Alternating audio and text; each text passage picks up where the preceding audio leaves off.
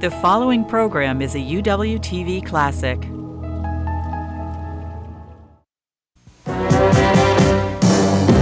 From the University of Washington in Seattle, Upon Reflection with Al Page.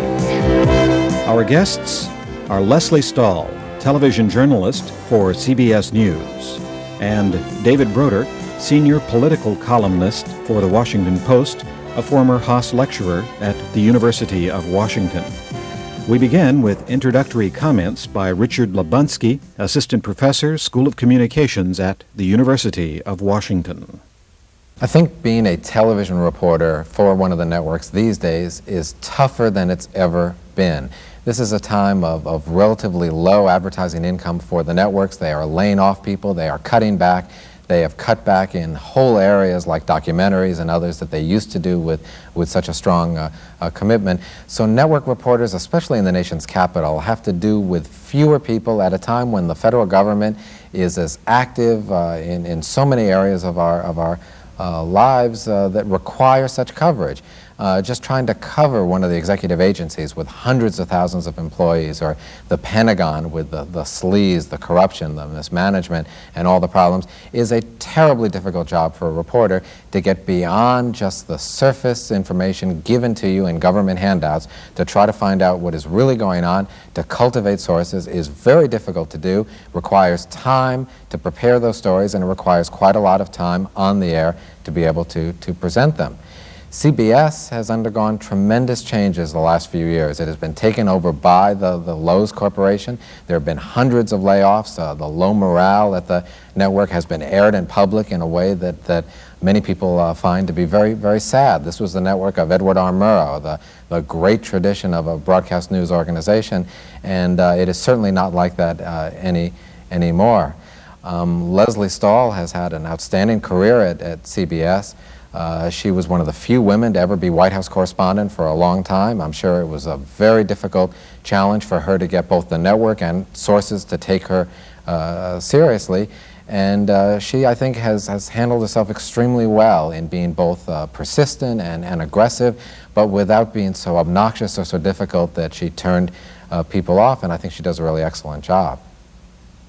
Let's talk a bit about your craft. How do you work out your own strategy? You're known as a tough interviewer. Do you like that reputation? I love that reputation because it's exactly what I set out to do. Part of this, seeing a man who's going to run our public policy and our public lives, is not just to hear the words in response to a question about inflation or defense policy or that, but to see how he handles a tough question, to see how he copes with a tough question. How does he act when the heat's on? Does he calm down? Does he heat up? I mean, and then you make your own judgments about whether that's what you want in a leader. I mean, throw it out there and let the public see. How I do it is just to, I like to read voraciously the hot subject of that moment. How do you pick your first question? How do you know where to start? Well, I read a lot, but mainly the current issues. I'm not one of those people who throws in a zinger that comes from 15 years ago, you said. I've almost never done that. I don't want to say I never have, but that's not the way I do my research. I read on current issues, and on Saturday, before the broadcast, I sit around with the producers of Face the Nation, and we sit in a circle, and we talk out what we think the most important question of the day is. I want my interviews to be very timely, and they're almost always on issues. And so I'll say, well, I think the most important issue right now is, let's say it's U.S.-Soviet relations, or let's say it's inflation, or let's say it's whatever, and maybe a scandal that's out there. And so we'll say that's the hot issue. And I'll actually talk out the first question in a group. We'll sort of verbalize it. And then we'll make an outline of where the interview should go from there. After we've finished that issue, the next issue should be, where do you move? And try to make it make sense, and try to even figure out what his answer might be and what my follow-up might be. So I really talk it out. Which is most important, the follow-up or the initial question? Do you try to frame with the initial question to set up a follow-up? Sometimes I do that because you want to, on Face the Nation, you have a long enough time to lead up to the zinger question. So sometimes I do that, but sometimes I just lead with it, and it often depends on who the subject is, because you have two different kinds of subjects. You invite someone often who is on the hot seat on the issue. Let's say there's a scandal and you've got the man who's been most accused. So with him I might lead up slowly. You said, bing. And then see how he responds. But it's other kinds of interviews are people who are not on the hot seat but are there to explain and educate.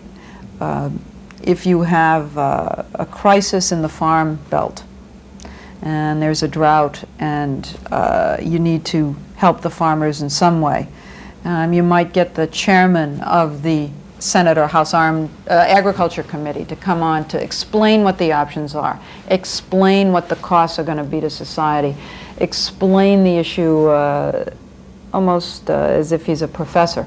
And then I would hit him with the hard question right away and let him explain it to us. And it wouldn't be so much of an adversarial situation as a drawing out so we all get to understand. So you have those two different kinds. What do you do with the politician, someone who's skillful at using words, someone who does not want to give you anything? Well, that's the usual. I must tell you I can't tell you how many times I have had secretaries of departments say when the interview's over, well, I didn't make any news. That was my goal. That drives me nuts, but that's frequently. They come on because the responsibility is to be accountable, but they don't really want to be accountable. But how do you attack the difficult situation? You ask the first question and there's nothing there. What do you do? Well, you say, you didn't answer my question. Try again. You can only do that 2 or 3 times, though. Then you're badgering and you know it, so you back off. Are there subtleties involved, the viewers watching the interview, and suddenly they begin to think that you're really going after the person, and they go, oh, there goes Lesley again? Yes, and I've gotten a lot of angry mail for that, because I sometimes just can't let go, and I know I have overdone it. And I can remember a couple of times where I get off the air, and I look at my producer and I say, I overdid it. And she says, yeah, you overdid it. Back off. You don't know when to back off. Sometimes you just have to back off. That is my weakness. It's also my strength, because every now and then it's worked for me. And this is true of all people. Sometimes our strengths are our weaknesses. Plus the fact you're taking a risk every time. You know you can't do it perfect every time. Sure. Oh, I don't think I've ever done it perfectly. That's why it's still fun, because you keep going for it. What's it like when it's really working? Do you have that internal sense while you're asking the questions and listening to the answers? Boy, this is great stuff. This is great television. Yeah. Well, it's by the answer, not by me. When the subject is opening up and confessing or admitting error, or when he's attacking in a very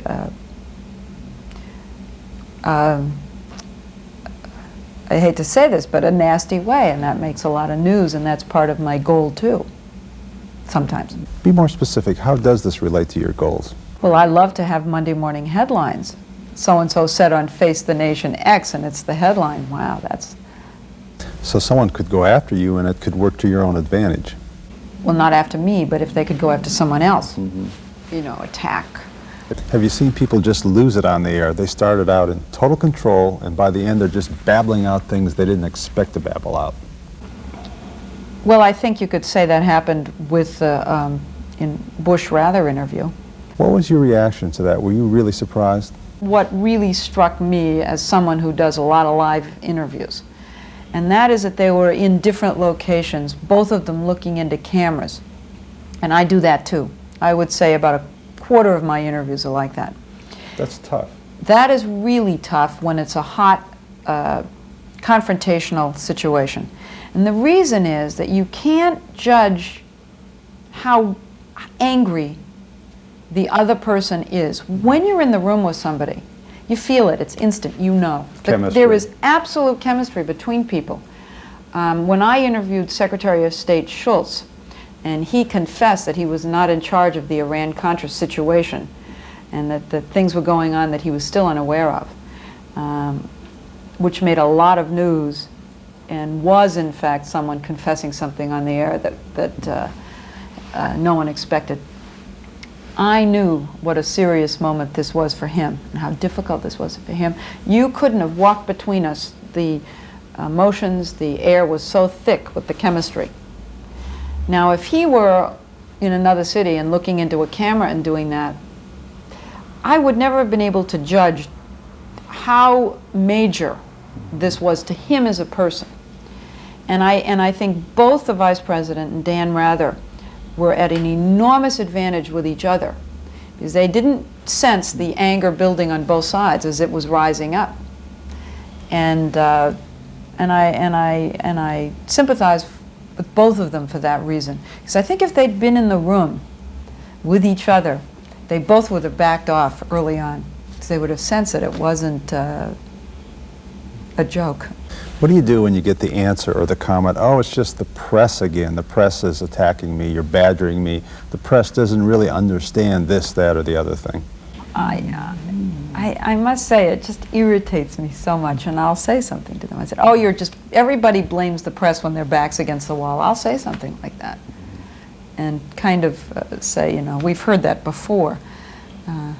I find that a cop-out, and I make that point usually in interviews when someone starts down that road. There's only been one person that I can remember, now maybe there have been others, but the one that really stands out in my mind when I've been attacked very effectively on the air, and it was Margaret Thatcher, who basically had it with me because I was pushing on the same question over and over. She just laced into me, chewed me up, pounded me, and left me a corpse on the floor. And I knew it was great television. And in fact, that was on tape. You're willing to sacrifice yourself for the moment for this piece of great television. Precisely, because we had the option of editing it out. And I said, no, let's leave it in. It's terrific. And she basically said that I was asking her about Iran-Contra. She had come over to the U.S. in the middle of all that to kind of buck up President Reagan, who was really down about it, and at that point was all but hiding in the White House. We hadn't seen him for a long time, and certainly he was not responding on this issue. And she came over to put some fire in his belly so he could fight back. And so I got her on that, and I said, well, what was the president's mood, and did you buck him up, and well, how do you believe this administration? I don't know, I just went on and on. She finally turned on me and said, cheer up. I have more faith in this administration, more faith in this country than you do. And I was just left there reeling, and it was great television. Both Margaret Thatcher and I got a lot of mail, and it was running about 3,000 to Margaret Thatcher, 0 to Stahl. Lesley Stahl, Upon Reflection. Once again, Richard Lubunsky. I think it's hard for people to really assess the impact that national columnists really have on people's opinions about government, on elections and other matters, but I have a tendency to believe that they really do matter quite a bit. They give you a perspective on the news that you just don't get in the news columns. They are able to make additional phone calls, to talk to people, to go beyond just the headlines, and kind of give you a different perspective where you really learn the inside of a particular issue. They've also got to be influential because they are read by so many people. Some of the columnists are in hundreds and hundreds of newspapers, and while people may not read them every single day, depending on what the subject is, anytime you're having individuals writing 750 to 1,000-word pieces that are going to be read a couple of times a week by people, they've got to be influential. And some of these columnists have become household names. George Will and David Broder and others have become so very important. David Broder came to the University of Washington a few years ago to be the Haas lecturer, which had always been traditionally for a broadcasting person, and there was at least some controversy or a few eyebrows raised when Broder was invited for that lecture. And his speech was very interesting. He really made a case for how the broadcast and print media are probably more alike in many ways than we realize than different. And because his perceptions are so sharp, and he is perhaps the most respected single columnist there is in the country, when he says that there's a trend going on both in state legislatures and at the federal government, people have a tendency to listen very carefully, and there may not be a more influential columnist than David Broder. What's the role of rhetoric for a president or a candidate for president? To what degree does such a person try to use flowery language and just try to get people to trust them? Flowery is not what any president wants to be, but words are the weapons of political warfare. I mean, Teddy White wrote wonderfully about the difference between China and the United States, where in China politics was conducted literally at gunpoint. And in the United States, no matter how deeply the passions are felt on political issues, and they're often very deep, it rarely goes beyond the level of the war of words. So words are very important weapons for a president or any other politician. But with television particularly, I think it's not just the words, it's the manner in which they are delivered, the conviction, the strength of character that comes through, this commitment that comes through or fails to come through. But if you divide it up, there's oration and there's action. The president may orate and then act in a different way. The two things often don't seem to line up.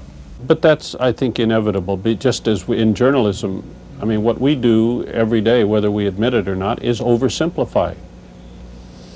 We abstract a few elements from a very complex situation and pretend that that is the reality of the situation. It's not the reality of the situation.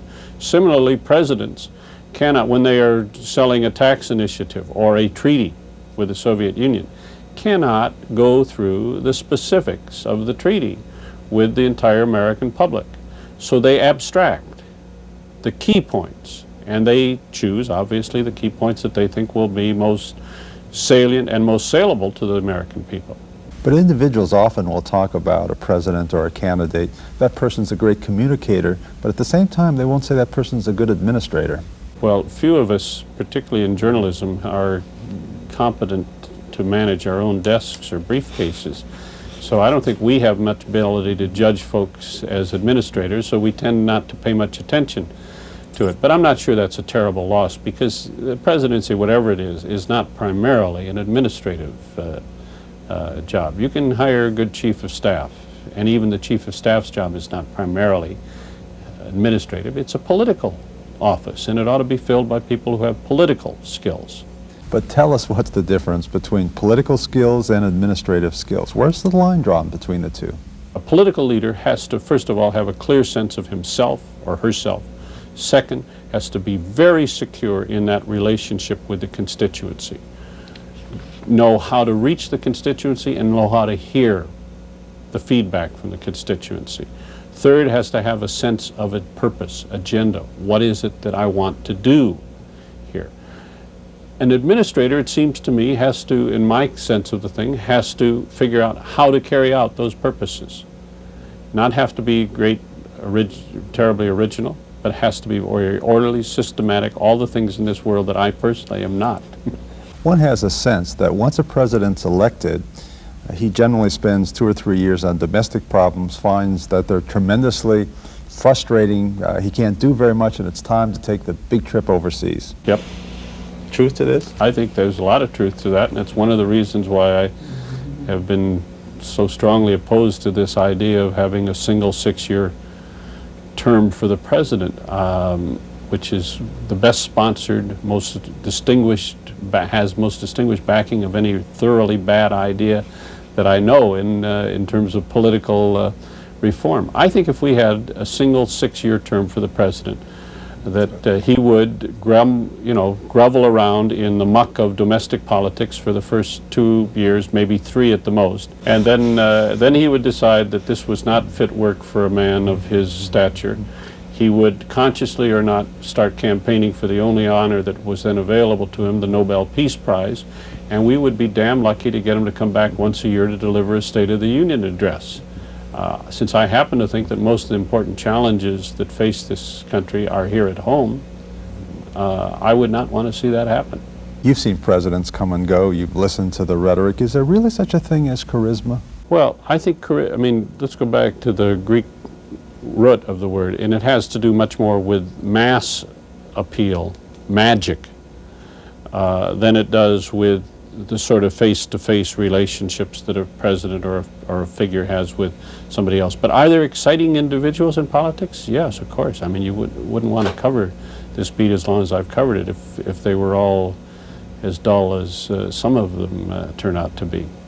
One reads and hears accounts that when Jesse Jackson is at its finest, even hard-boiled cynics like yourself get up and cheer. Is this true? I don't think I've ever cheered at a Jackson rally, but I've sure been moved at many Jackson rallies.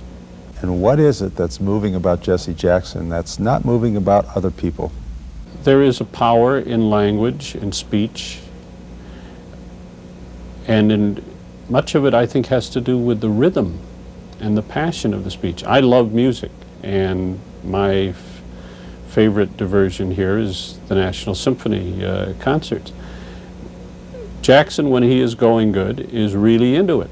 And there is a cadence and a rhythm and a power and a dynamics, all the things that you look for in a good concert. All the things you find in a good jazz band are there when he is really in form.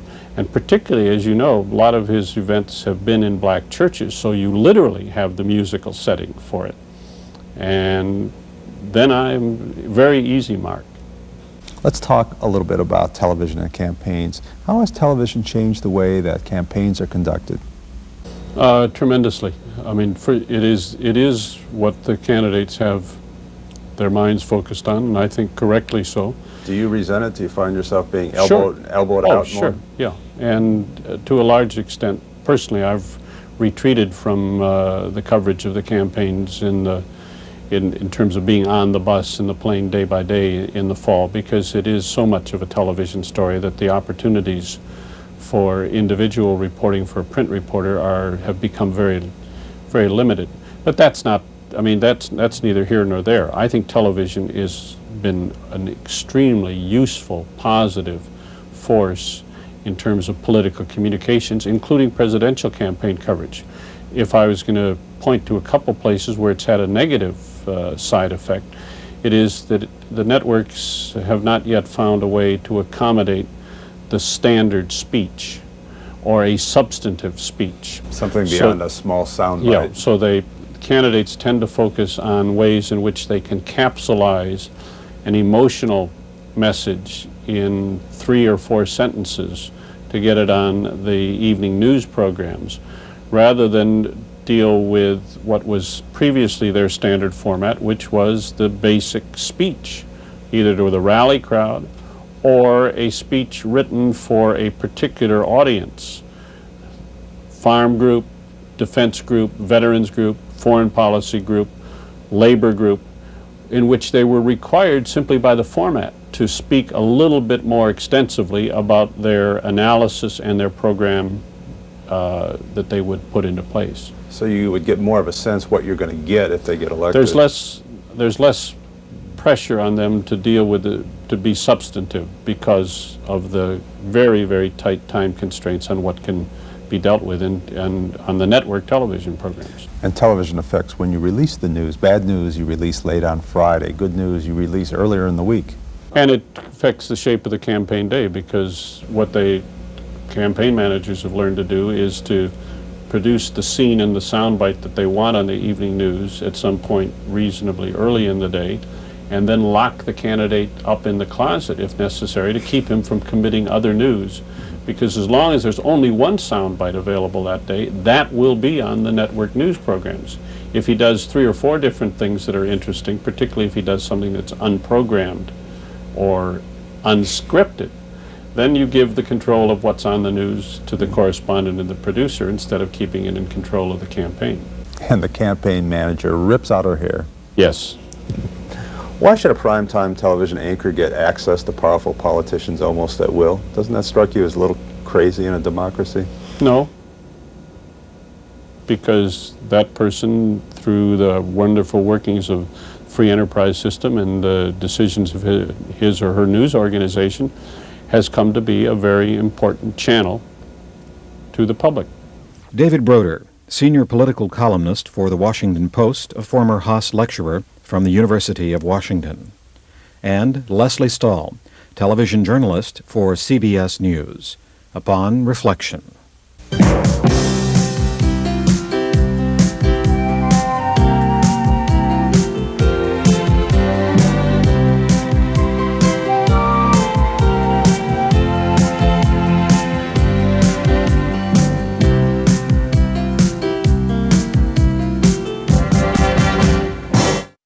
To see more UWTV classics, visit uwtv.org/classics.